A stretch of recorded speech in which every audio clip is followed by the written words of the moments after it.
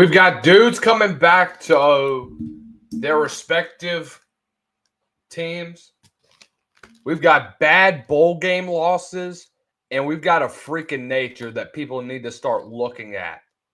What's going on, ladies and gentlemen? My name is Lucas Hill here of the College Football Nightcap. Make sure that you do us a favor. Let's like and share and subscribe if you're watching on YouTube. If you're watching us on X, follow us at Lucas_Hill23. Follow Scout at Southern Charm SP. Make sure you holler at us over on the Instagram as well at Lucas_Hill_ on Lucas_Hill17 instead. So we have a lot to talk about, guys. I just want to get ahead and got straight into it, but man, we have to. Make sure that you also like and repost. Share it to your friends. Share it to your groups that you have in your super chat. Send in your chats and stuff. But man, do we have a show for you. Oklahoma. Man, you look bad. You look bad on the offensive side of the ball. I mean, you had everything going for you. But you just could not get anything going. You had everything that looked like it could go wrong for Oklahoma. It did go wrong. Next year is definitely a make or break year for them. Because if we're talking about this Brent Venables team and this Brent Venables era at Oklahoma as a head coach, we got to talk a lot about what's going on, man. Dude, it was such an inconsistent ball game. It's just not even there. This game was a mess from start to finish. Dude, you threw away any advantage that you had. The 95-yarder that you gave up to Blake Horvath, that was bad. But man, I mean, you did well on the defensive side of the ball, being able to shut down the majority of what you could do for this team.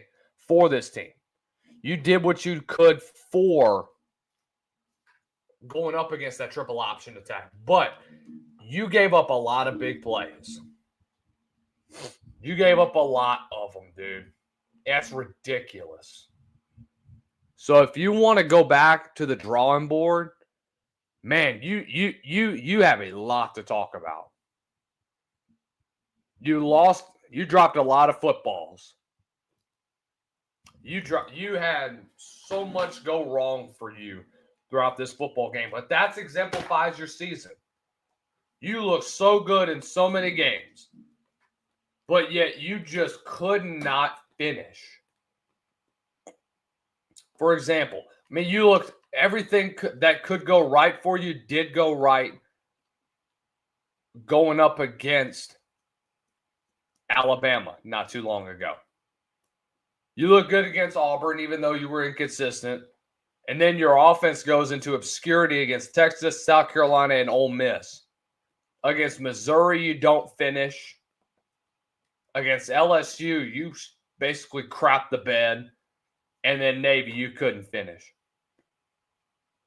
So you have a lot to talk about in the offseason. You got to address a lot of situations. First of all, you got to address the tight end position. You just lost Bauer Sharp, and you don't really have a solid tight end that you can have. You got to go get one, dude. You absolutely have to. I know you got Ben Arbuckle coming in, and you've got John Mateer coming in, who's the best quarterback in the transfer portal. But, dude, you have a lot to talk about. It's bad. It's bad. It's ridiculous how broken that program is. And that goes back to what I'm here to talk to you guys about. It's about Brent Venables' contract. The fact that Brent Venables got an extension over the past, I think he got it over this past offseason. Why? Look, I love Brent Venables. I respect the guy. He got a new 6-year deal this past offseason, and I went back and said this, and I looked at that during last offseason, and I said, this is a bad move. You're going to give a guy a contract after the second half of what happened last year for Oklahoma. I mean, you're going to give a guy an extension for that? Your second year in that, yes, you won 10 games.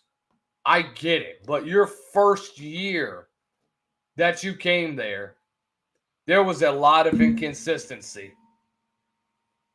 You got blown out majority of the games that you played when you were playing in the 2022 season. You start off 3-0 and you lost 3 straight. You lost 5 of 7 at one point. You look bad, dude. But then all of a sudden, you beat Texas. Whoop-de-doo. Then what happened to your next 2 games? You lost to Kansas and you lost to Oklahoma State. And then you got blown out by Arizona. If I was the Oklahoma staff at that point in time, I would have really reconsidered a contract extension. I would not have even thought about that in the first place.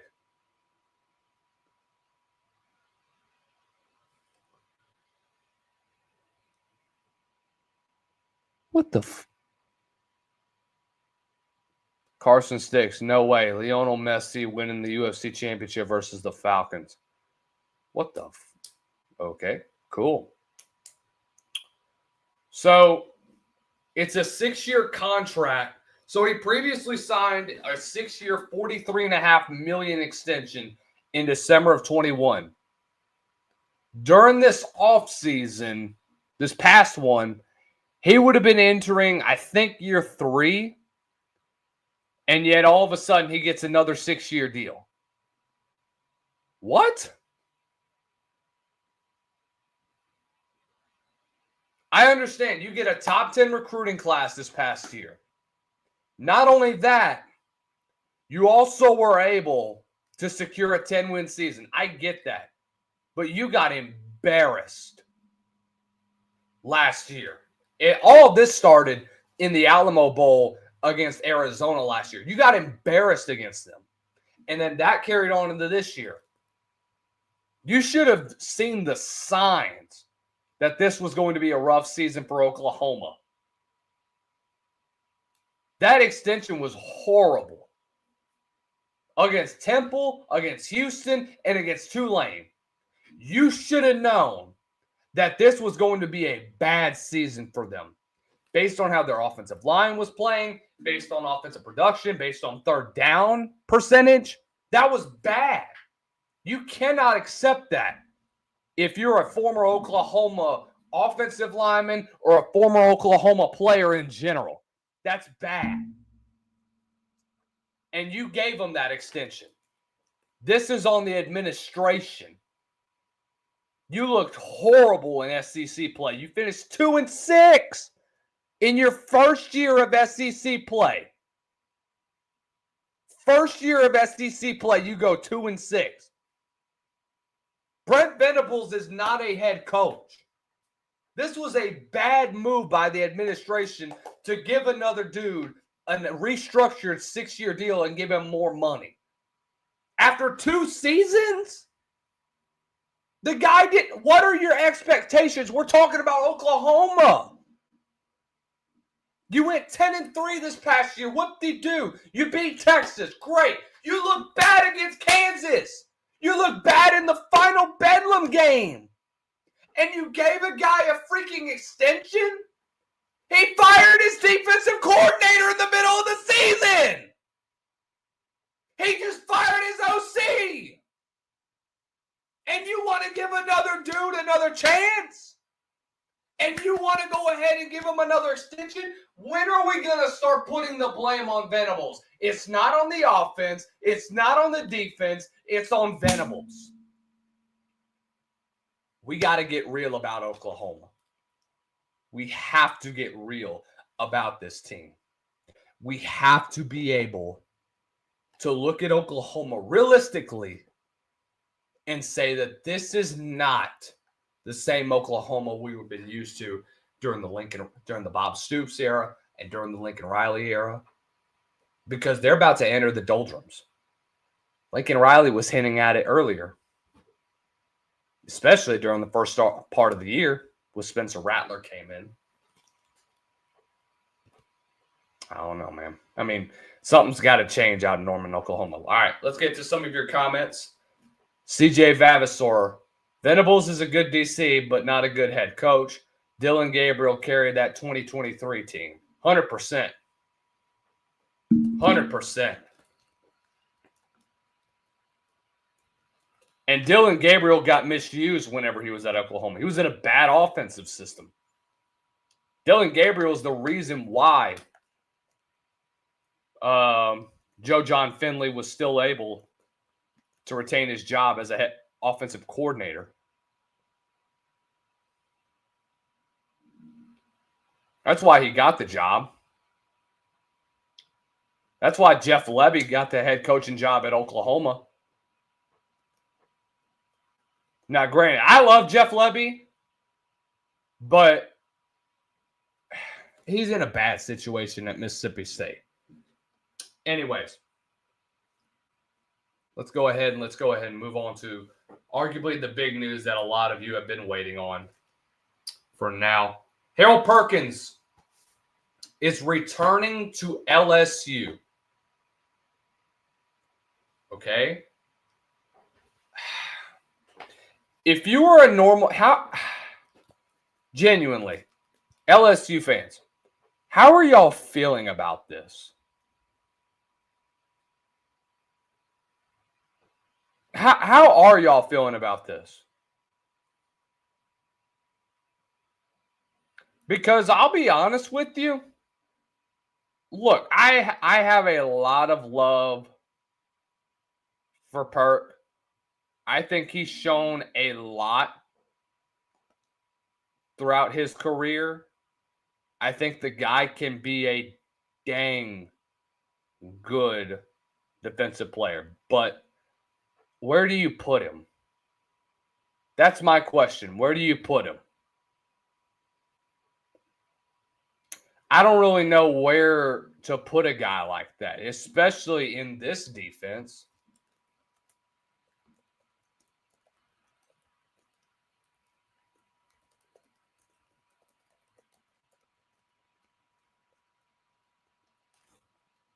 So, my question to everybody in the comments is this. How are we really feeling about Harold Perkins coming back? Really, how are we feeling?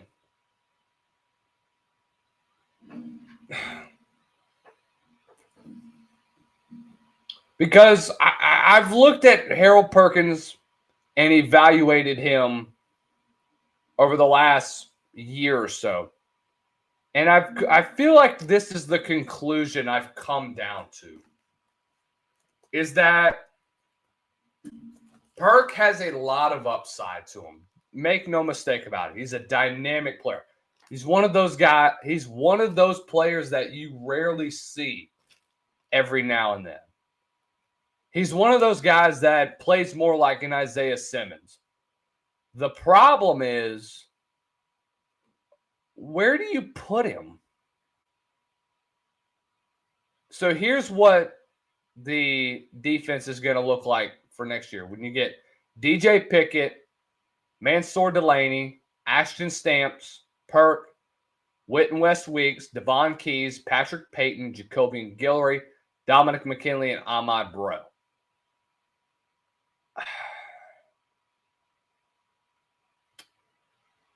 I don't really know what to think about Harold Perkins. Here's the thing. He would have entered the draft if he didn't realize that he was going to be a day 3 pick. Because that's what would have happened. That's what would have ended up going on. But this is not the first time we've seen an LSU player shatter their ACL and come back the very next year. Look, many of you probably don't remember, but there was a guy by the name of K'Lavon Chaisson that was a dog at LSU. I mean, a straight dog. The guy was a damn good playmaker, good football player. Sucks that he hasn't been able to find the same success in the NFL. But I will say that spin move got him a lot of money. That's been the one move that he had on pass rush got him a lot of freaking money. Hey, take what you can get at least. But my thing about this is when you talk about Harold Perkins is that where do you put him at? Are we going to make him just a pure edge rusher? Are we just looking at this kid as okay, well, he's just going to rush. He's just going to come in on second and third down and rush the pass?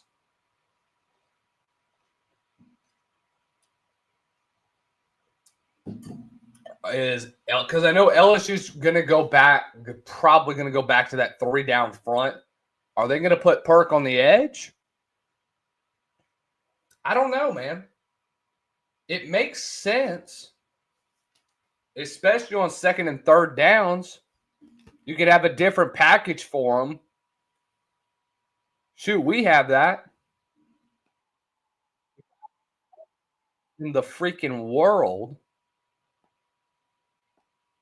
I mean, he's so quick off the football too, man. But yet, I don't think that this could be a guy that is used a lot on the field. The only time I would use a guy like Harold Perkins is if we're in second and third down situations. If we're in 2-minute drill and if we're in that type of territory, I'm not putting him on the field, I'll be honest with you. I'm putting my base package out there. I'm keeping my guys fresh. I'm keeping them ready to go. But I don't know, man. But knowing how Blake Baker is as a defensive coach, the guy has a great mindset. I think they were trying to get him more at that will backer position, but I don't know if that's still his tendency. I don't know if that is for him because of what you have as a skill set for this kid. I don't know, bro.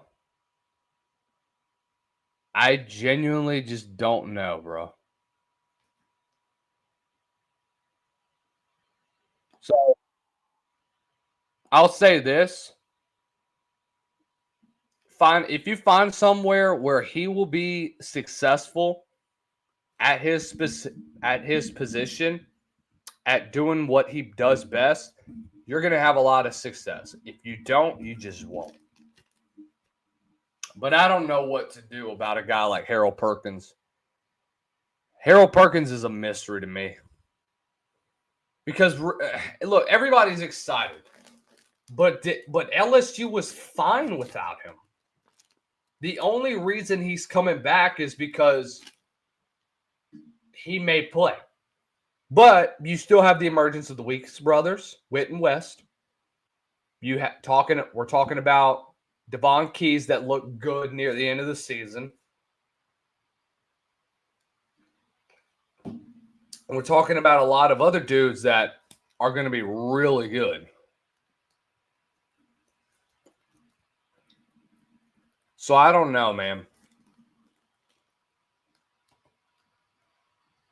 I do think that this kid has a lot of talent.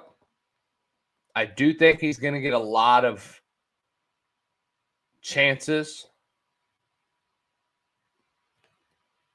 So I don't know, man. I mean, I'm hoping that he's still around.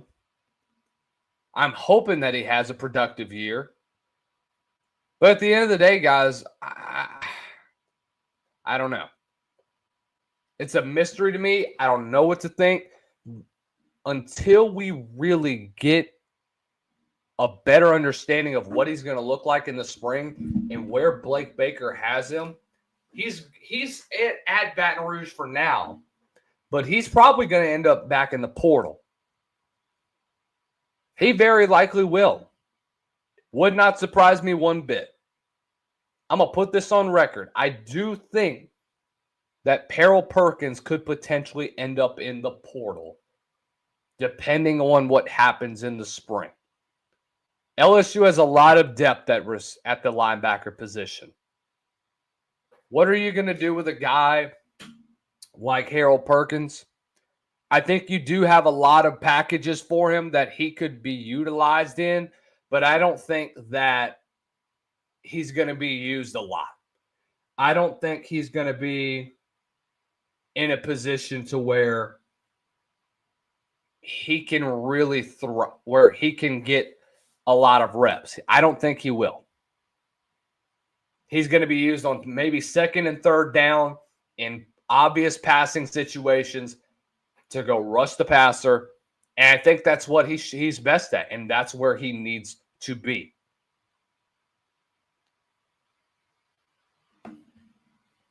So what would be an ideal landing spot for him if he does enter the portal at the end of the spring window? So since he is an upperclassman, he could transfer elsewhere in the SEC.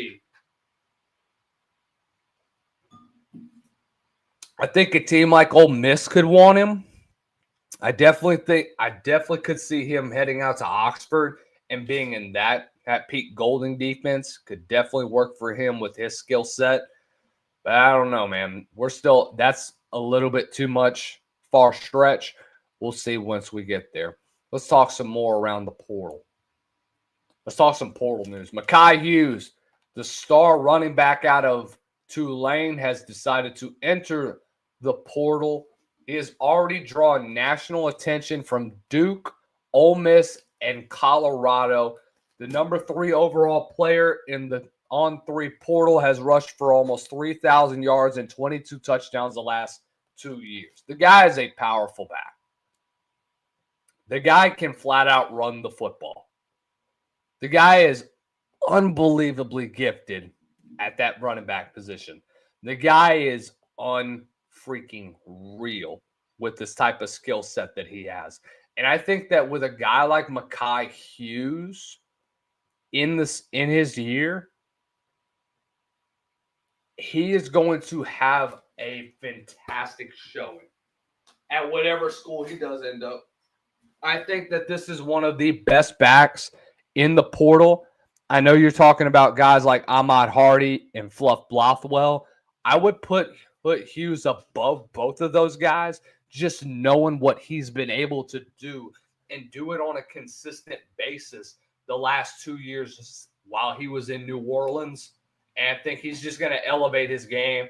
I think Ole Miss would definitely be fortunate to get a guy like that, knowing that they do lose Ulysses Bentley and Henry Parrish this next year.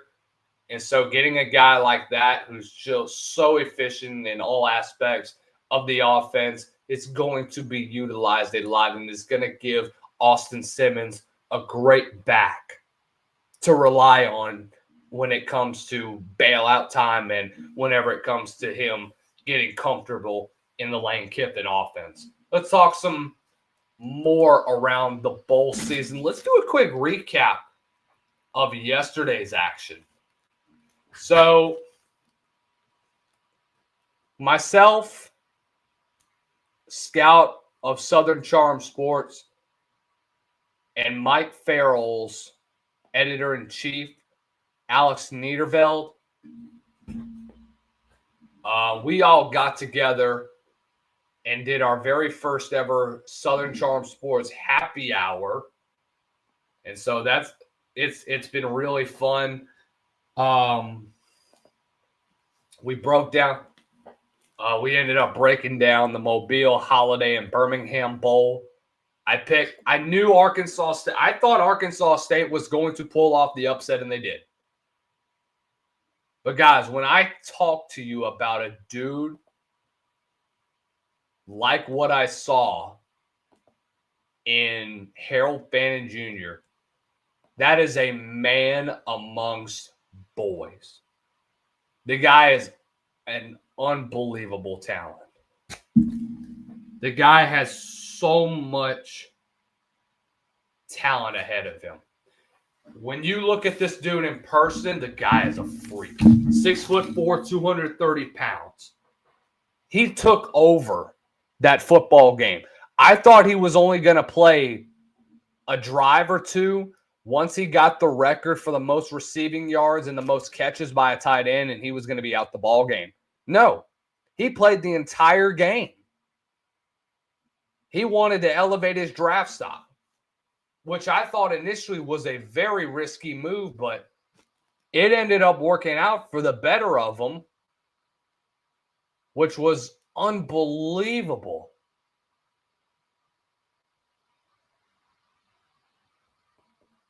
It was amazing just watching this kid.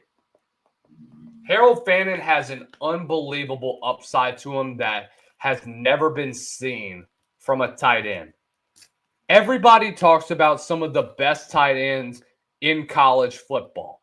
And make no mistake, there are. You talk about what Penn State has. You talk about what a lot of teams around college football are fortunate to have. We talk about Colston Loveland. We talk about Ben Urasek. You know, we talk about all of these guys that are absolutely dominant tight ends.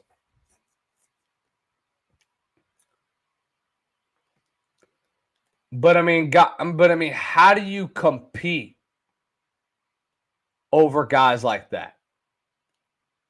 We talk about Colston Loveland. We talk about Mason Taylor. We talk about Bryson Nesbitt from Oklahoma. We talk about Tyler Warren, who won the Mackey Award this year.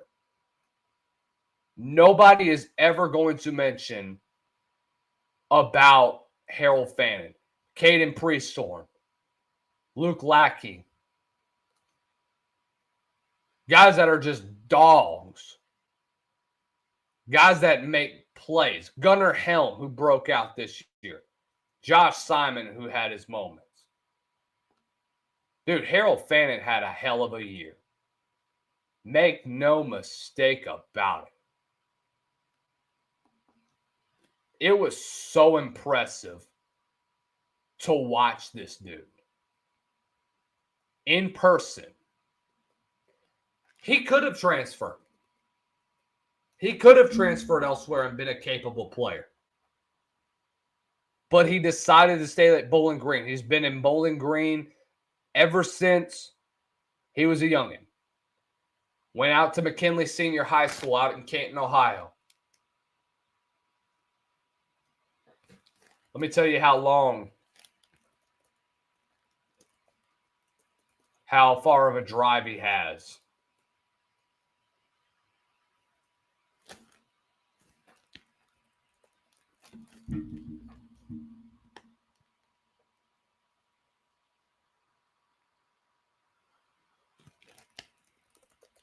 Sorry, I'm trying to find the thing. He literally lives 2.5 hours from Bowling Green. The guy is a monster at tight end. I saw one play, dude hurdled over somebody. How many tight ends do you see doing stuff like that? Very versatile guy. Line up in the slot, can get out in the open space. Dude, there was a lot of throws to his way. Connor Bazelak threw to him a lot. They relied on Harold Fannin quite a bit throughout this football game. And for a guy who I thought was going to only play for a short period of the football game, I thought his day was done. He got taken out of the game. I'm like, all right, he's got the record. He's done. No, he just stayed in the game. I was like, dude, you got to be kidding me. That dude's a man. 17 catches. And why not? Look, here's the thing, too. Why not just end it off with the best game of your career? 17 catches, 213, and a touchdown. 17, 213, and a touchdown. You took over that game. How about the legendary matchup with him and Tyler Warren?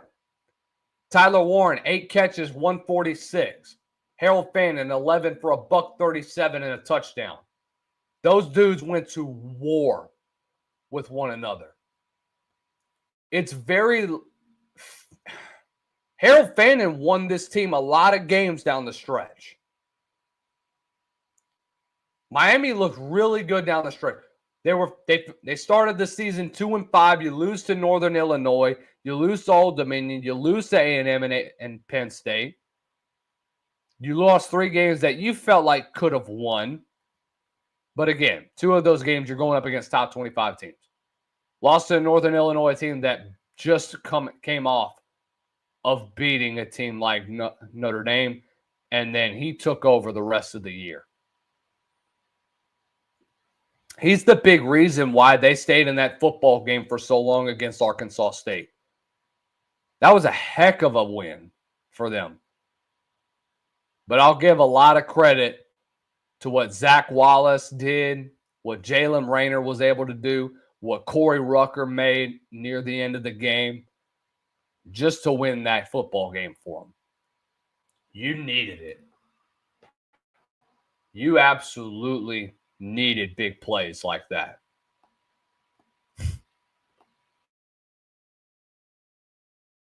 And it's amazing to me just seeing the type of athlete that this dude is. And yet I don't think he probably could be the best tight end in college football. The only problem is that he played the only problem is that he plays in the MAC. Terrion Stewart, another guy that I watch. He'll be heading out to Virginia Tech next year. 6 carries for 8 yards, unfortunately. Which sucked, man. I mean, he'd been with Bowling Green for God knows how long. So now he's going to finish up his last year of eligibility. So, but big win for Arkansas State. The future is very bright for Bush Jones and company. Got to give that team a lot of credit.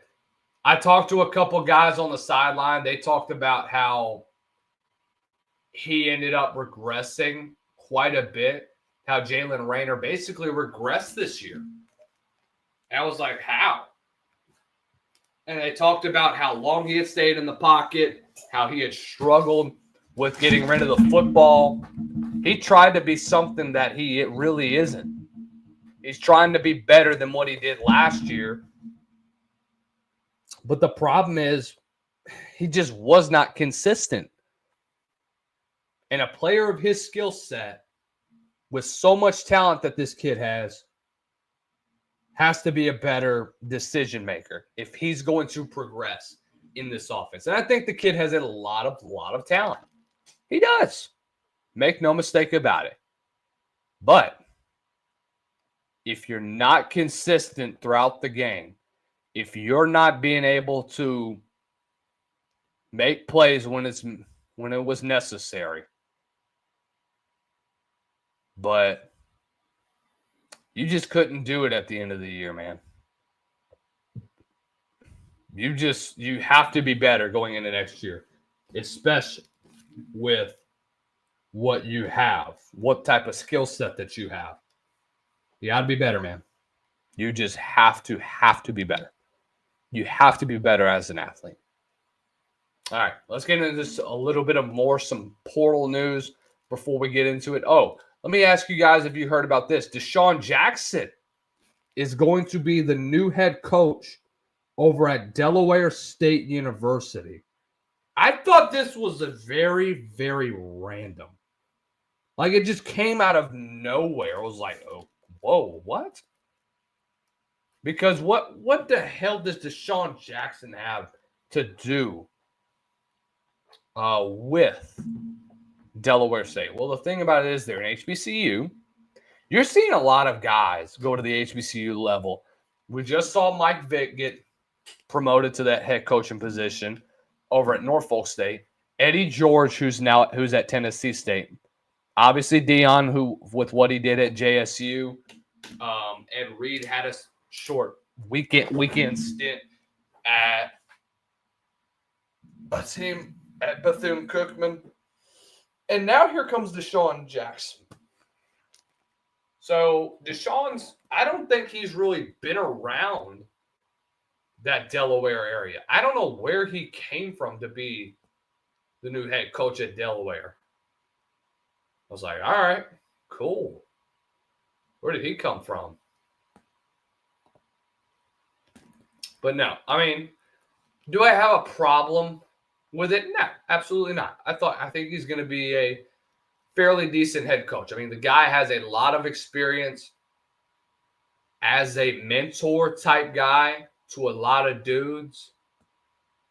But I don't know, man. I mean, it's definitely 15. I mean, when you're talking about a 15-year NFL vet, and then all of a sudden he's a coach. I mean, he was literally an offensive coordinator over at Woodrow Wilson Classical High School out at Long Beach, Cali.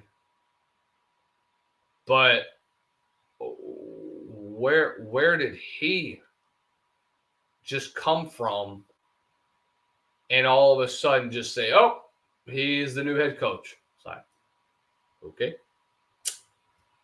Sounds good, I guess. But look, at the end of the day, I don't have a problem with it, but just thought it was odd. Thought it was just fairly random. Came out of nowhere.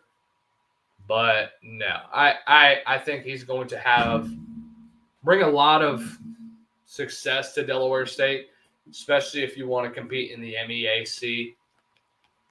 I mean, when you talk about the MEAC, you're thinking of, you're talking about teams like South Carolina State, talking about Morgan State, you're talking about NCEC. He'll be competing in the same division as Michael Vick as well. So that'll be fairly interesting, but I'm not sure. I think it will be a it's certainly an interesting hire for Delaware State. But we'll just have to see what happens from there. Guys, that is going to end it for us here on the College Football Nightcap. Make sure you tune in. Make sure you subscribe. Turn on the bell notifications. Also, holler at us on X at Lucas_Hill 23. And until next time, see you later.